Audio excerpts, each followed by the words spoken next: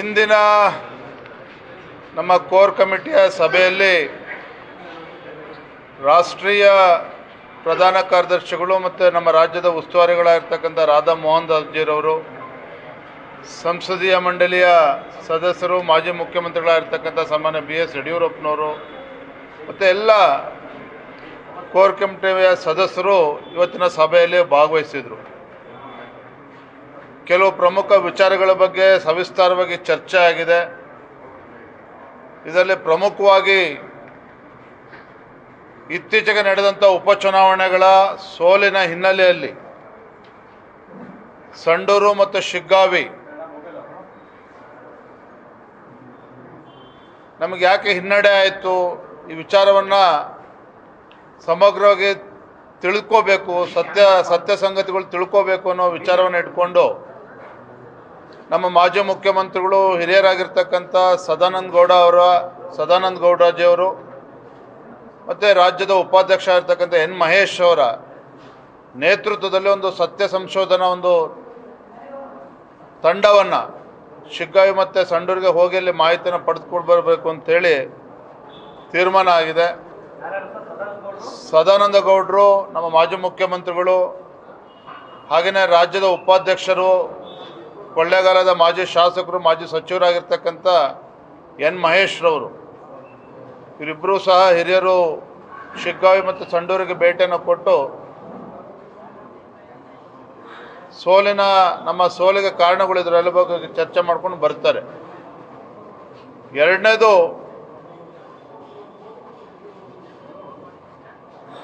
S.T. Somashekar ಮತ್ತು ಶಿವರಾಮ್ ಹೆಬ್ಬಾರ್ ಏನು ಭಾರತೀಯ ಜನತಾ ಪಾರ್ಟಿಯ ಚಿಹ್ನೆ ಮೇಲೆ ಗೆದ್ದಂಥ ಶಾಸಕರುಗಳೇನಿದ್ದಾರೆ, ತಮಗೂ ತಿಳಿದಿದೆ ಕಳೆದ ಹಲವಾರು ತಿಂಗಳುಗಳಿಂದ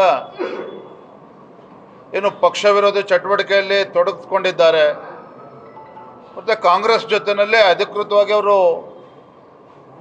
ಐಡೆಂಟಿಫೈ ಮಾಡ್ಕೊಂಡಿದ್ದಾರೆ, ಕಾಂಗ್ರೆಸ್ ಜೊತೆಲ್ಲ ಓಡಾಡ್ತಾ ಇದ್ದಾರೆ. ಈ ವಿಚಾರವನ್ನು ಕೂಡ ಭಾಳ ಹಿಂದೆನೂ ಕೂಡ ಚರ್ಚೆ ಮಾಡಿದ್ವಿ.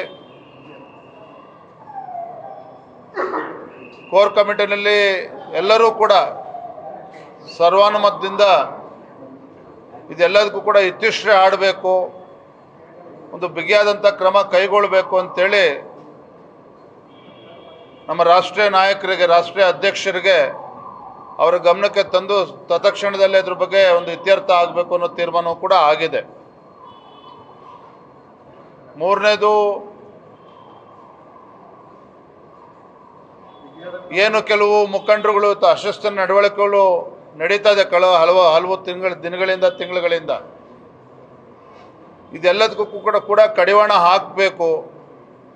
ಪರ ವಿರೋಧ ಯಾವುದು ಕೂಡ ಚರ್ಚೆಗಳಿಗೆ ಇತ್ಯರ್ಥ ಆಡಿ ಈ ವಿಚಾರವನ್ನು ಕೂಡ ಗಂಭೀರವಾಗಿ ತೆಗೆದುಕೊಳ್ಬೇಕು ಮತ್ತು ಕೇಂದ್ರದ ವರಿಷ್ಠರು ಕೂಡ ಇದಕ್ಕೆ ಮನವರಿಕೆ ಮಾಡಿ ಎಲ್ಲವೂ ಕೂಡ ಸುಸೂತ್ರವಾಗಿ ಹೋಗಬೇಕು, ಸರಿಯಾದ ದಿಕ್ಕಿನಲ್ಲಿ ಹೋಗಬೇಕು, ಈ ನಿಟ್ಟಿನಲ್ಲೂ ಕೂಡ ವರಿಷ್ಠರ ಗಮನಕ್ಕೆ ತರಬೇಕು ಅನ್ನೋದು ಕೂಡ ಚರ್ಚೆ ಆಗಿದೆ. ಇನ್ನು ಸಂಘಟನಾ ಪರ್ವದ ಬಗ್ಗೆನೂ ಕೂಡ ಚರ್ಚೆ ಮಾಡಿದ್ದೇವೆ ಕೋರ್ ಕಮಿಟಿನಲ್ಲಿ. ಮುಂದಿನ ಹಂತದಲ್ಲಿ ಬೂತ್ ಸಮಿತಿ ಹಾಗೂ ಮಂಡಲದ ಅಧ್ಯಕ್ಷರು, ಜಿಲ್ಲಾಧ್ಯಕ್ಷರು ಇದು ಕೂಡ ಶೀಘ್ರದಲ್ಲಿ ಮುಗಿಸ್ಬೇಕು ಅಂತೇಳಿ ಎಲ್ಲವೂ ಕೂಡ ಚರ್ಚೆ ಮಾಡಿದ್ದೇವೆ. ಇತ್ಯರ್ಥ ಅಲ್ಲ, ಕೋರ್ ಕಮಿಟಿನಲ್ಲಿ ಬಹುತೇಕ ಎಲ್ಲ ಸದಸ್ಯರು ಕೂಡ ಹೇಳಿರ್ತಕ್ಕಂಥದ್ದು, ಅಭಿಪ್ರಾಯ ಪಟ್ಟಿರ್ತಕ್ಕಂಥದ್ದು ಸಸ್ಪೆನ್ಷನ್ ಮಾಡಬೇಕು ಮತ್ತು ಏನು ಮಾಡಬೇಕು ಮತ್ತು ಡಿಸ್ಕ್ವಾಲಿಫಿಕೇಷನ್ಗೂ ಕೂಡ ಮೂವ್ ಮಾಡಬೇಕು, ಎಲ್ಲೂ ಕೂಡ ವರಿಷ್ಠರ ಗಮನಕ್ಕೆ ತಂದು ತತ್ಕ್ಷಣ ನಿರ್ಧಾರ ಕೈಗೊಳ್ಳೋ ರೀತಿಯಲ್ಲಿ ನಾವು ಚರ್ಚೆ ಮಾಡಬೇಕು ಅಂತೇಳಿ ತೀರ್ಮಾನ ಆಗಿದೆ.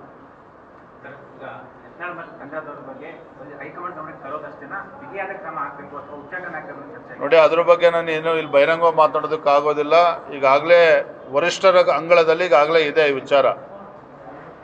ಅವರು ಕೂಡ ಹೋಗಿ ಶಿಸ್ತು ಸಮಿತಿಯ ಮುಂದೆ ಹಾಜರಾಗಿ ಬಂದಿದ್ದಾರೆ. So ball is already in the high command's court, ಅವ್ರು ನಿರ್ಧಾರವನ್ನು ಮಾಡ್ತಾರೆ. ಯಾರು ಕೂಡ ಈಗ ಶಿಸ್ತನ್ನು ಈಗಾಗಲೇ ಸಾಕಷ್ಟು ಬಾರಿ ನಡೆದಿದೆ. ಇನ್ನೂ ಕೂಡ ಇದೇ ರೀತಿ ಮಾಡ್ಕೊಂಡು ಹೋದರೆ ಕಾರ್ಯಕರ್ತರಿಗೂ ಬೇಸರ ಆಗಿದೆ, ಖಂಡಿತ ಪಕ್ಷದ ಬೆಳವಣಿಗೆಗೂ ಕೂಡ ದೃಷ್ಟಿಯಿಂದನೂ ಕೂಡ ಒಳ್ಳೆಯದಲ್ಲ. ಅದು ಯಾರೇ ಇದ್ದರೂ ಕೂಡ ಅದೆಲ್ಲವೂ ಕೂಡ ಪಕ್ಷದ ಚೌಕಟ್ಟಲ್ಲಿ ಚರ್ಚೆ ಮಾಡಬೇಕು. ಯಾರು ಇನ್ನೂ ಕೂಡ ಆದಿ ಬೀದಿಯಲ್ಲಿ ಮಾತನಾಡ್ತಾರೆ ಅದ್ರ ಬಗ್ಗೆ ಗಂಭೀರವಾಗಿ ಕ್ರಮ ಕೈಗೊಳ್ಳಬೇಕು ಅನ್ನೋ ವಿಚಾರವೂ ಕೂಡ ಚರ್ಚೆ ಆಗಿದೆ. Thank you. ನಾಯಕತ್ವದ ಬದಲಾವಣೆ ಬಗ್ಗೆ ಕೂಡ ಅವರು ಪ್ರಸ್ತಾಪ ಮಾಡ್ತಾ ಇದ್ರು. ಕಾರ್ಯಕರ್ತ ವಲಯದಲ್ಲೂ ಕೂಡ ಆ ವಿಚಾರ ಚರ್ಚೆಗೆ ಬರ್ತಾ ಇದೆ ಅಂತ ಹೇಳಿ ಅವ್ರ ಮನಸ್ಸಲ್ಲಿ ಏನೇನಿದೆ ಅವರೇನು ಚರ್ಚೆ ಮಾಡ್ತಾರೆ, ಅವೆಲ್ಲವೂ ಕೂಡ ಕೋರ್ ಕಮಿಟಿಲಿ ಚರ್ಚೆ ಆಗಿಲ್ಲ. ಏನೇನು ಇವತ್ತು ನಿಮಗೆ ಬಹಿರಂಗವಾಗಿ ಹೇಳಿದ್ದೇವೆ, ಕೋರ್ ಕಮಿಟಿಲಿ ಏನೇನು ಚರ್ಚೆ ಆಗಿದೆ ಎಲ್ಲವೂ ಕೂಡ ತಮ್ಮ ಗಮನಕ್ಕೆ ತರ್ತಕ್ಕಂಥ ಕೆಲಸ ನಾನು ಮಾಡಿದ್ದೇನೆ.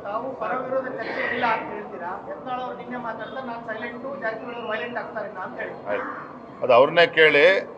ಈಗಾಗಲೇ ಹೇಳಿದ್ನಲ್ಲ, ಅವ್ರ ಅಭಿಪ್ರಾಯಗಳನ್ನ ಏನು ತಿಳಿಸ್ಬೇಕು ಇವತ್ತು ದೆಹಲಿ ವರಿಷ್ಠರ ಮುಂದೆ, ಡಿಸಿಪ್ಲಿನರಿ ಕಮಿಟಿ ಮುಂದೆ, ಶಿಸ್ತು ಕಮಿಟಿ ಮುಂದೆ ತಿಳಿಸಿದ್ದಾರೆ.